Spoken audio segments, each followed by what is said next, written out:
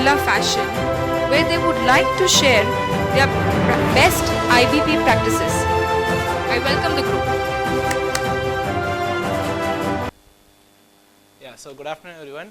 Hi, I'm Sivsankar. I'm from Birla Fashion Retail. First of all, I don't really know why I'm here, like in front of all of these people who are talking about these supply chain giants. Like I've just been into business for the past 2 years from an MBA school. That's one lesser thing to worry about. The next thing is like I'm from an industry which is fashion, so we don't really worry more about forecasting, like to be really talking about it. The reason is that there are numerous reasons. One, maybe we are not good at it, or so we just left it out.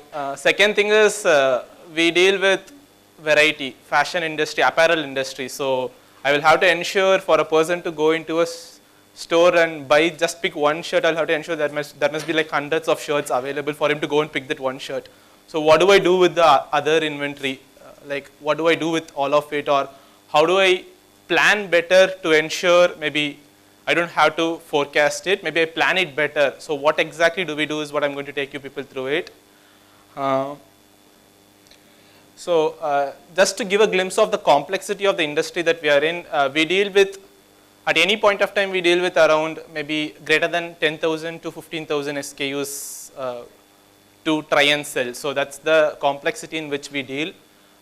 We have numerous channels to sell, that is endpoints where we try and sell. On the other side, we as a company, Birla Fashion Retail, both has in-house manufacturing, there is outsourced manufacturing. So our vendor list also is so high for me to integrate. So we were trying to figure out a means where, okay, between a demand and a supply, how better can I start planning? That's the whole thing which I'm going to talk about. That's the whole integrated planning that we have done in our company over the last 2-3 years, which I'm going to take you through.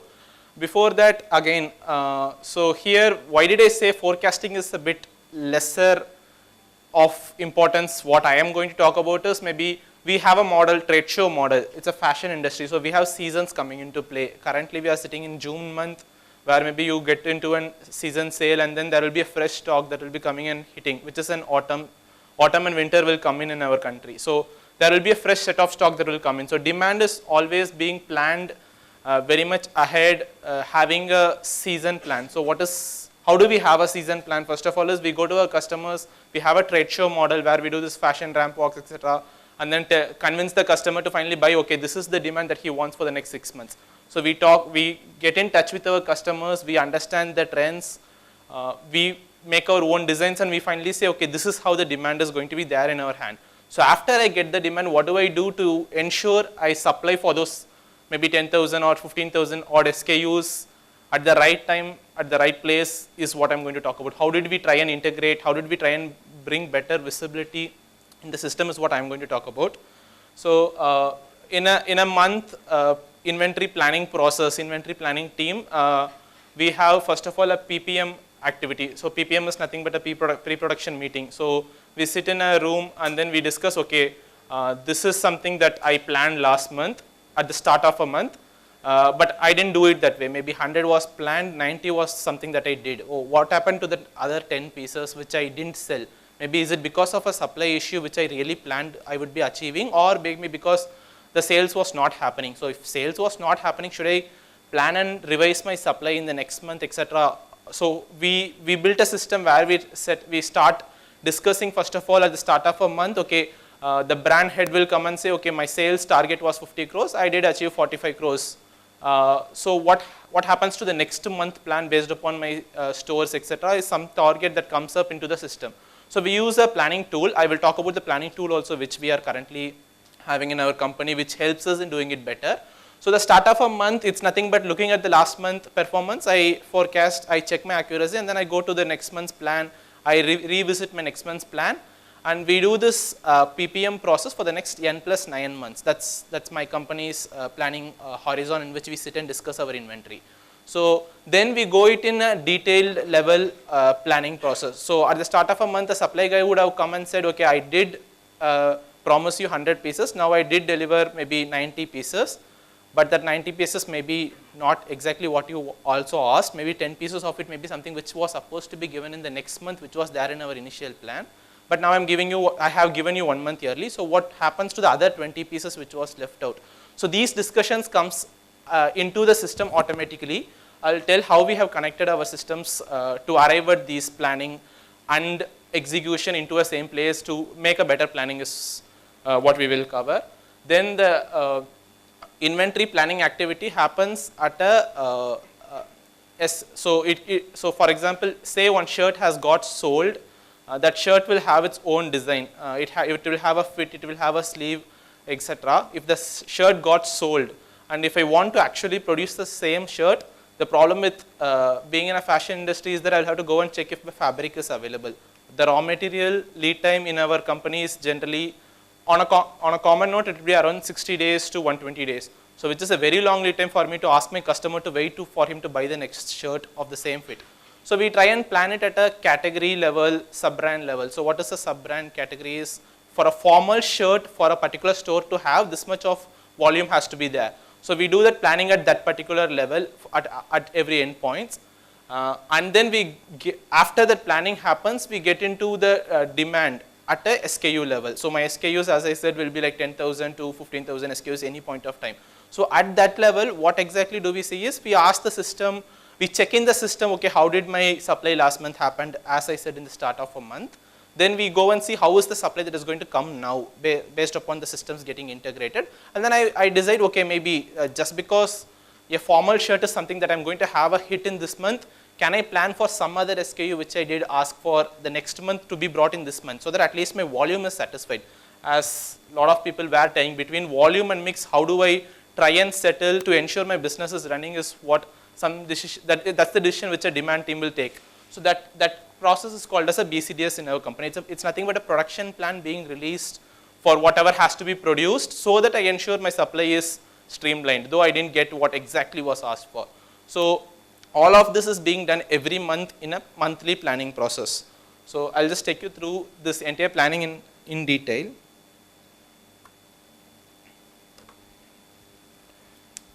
So what, as I said, what at the starting will happen. So these are the stakeholders that comes into an inventory planning system. First thing, a demand planner holds key between a sales guy and a supply guy. He comes and says, okay boss, my sales guy is asking this much, so please try and ensure this is my demand that is being met. It's the firm production plan that I'm asking you to supply to the supply planner. The supply planner then will come and say, based upon the integration that he has with the sourcing team, he will come back and say, for the demand that you had asked at a SKU level, we are able to produce and we will be able to give you this much of a revised supply every month.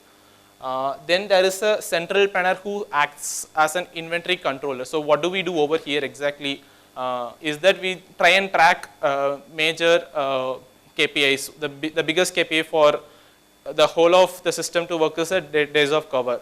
So we start checking in our system, okay, for a formal shirt which we did plan, which didn't go well, how is the days of cover that is going up in the next 3 months? How is the days of cover in the next future month? Say there is a season sale month. That time my sales will happen drastically. So is my cover being available properly? So at a formal shirt, that particular store level, we try and check how exactly days of cover happens, and this again is being done in the same system that we have built. So we sit and track, and we immediately get to have exception reports which comes up saying your days of cover is going very bad in these places, or maybe it's so high in these places. Then it goes as an input for a supply guy to start or stop his supply more or less. That's the next integration that we try and do between an inventory and a supply. This is what is a central planner that comes into play.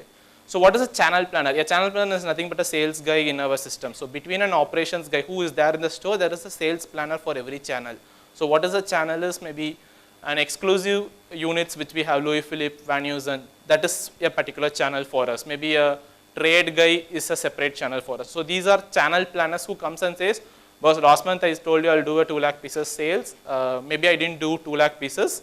That was loss of sales. It is not some sales that I will achieve in this month. So this month I will not be needing that extra 20,000 pieces that I asked before. This discussion again comes into the system. He comes and inputs into the system, and it again helps the demand and supply guy to go and revisit his plan. So this is the way in which we try and do all of this discussion within a same system, so that it helps us in having a track that, okay, so being everything put into a system, we have exception reports getting generated. So last month the plan was this much, this month the revised plan seems to be this much. And we don't see it just for the current month, we see it at least for the next n plus 6 to 9 months. So at any point of time, I'm sitting in June now. For December, last month the plan for December would have been this much, and my revised plan for December will turn out to be this much. On the other side, I will always have my budget also being frozen in the system. So we keep tracking these exceptions for us to be better in planning. I don't like, maybe I should also call it as a forecast accuracy, but maybe I will put it in a way that because my supply is always a constraint for the system, we try and take that into as a constraint for my whole system for me to make a better plan. So that's the whole planning which we try and do inside the same system. So maybe this is just a summary of whatever I said. How does it exactly flow from the start to the end is, a demand guy who holds all salespeople, he comes and says, okay, based upon last month, my revised numbers comes out to be this much. This is how my demand changes for the next 6 months. He comes and tells about this thing. And then there is a supply guy who says, okay, this is my revised plan. So in the next slides, we will try and see how is the supply guy able to constantly every single day come and say, this is my revised supply, this is my revised supply. That's the next thing that we will see over here. That is where the whole integration has taken place.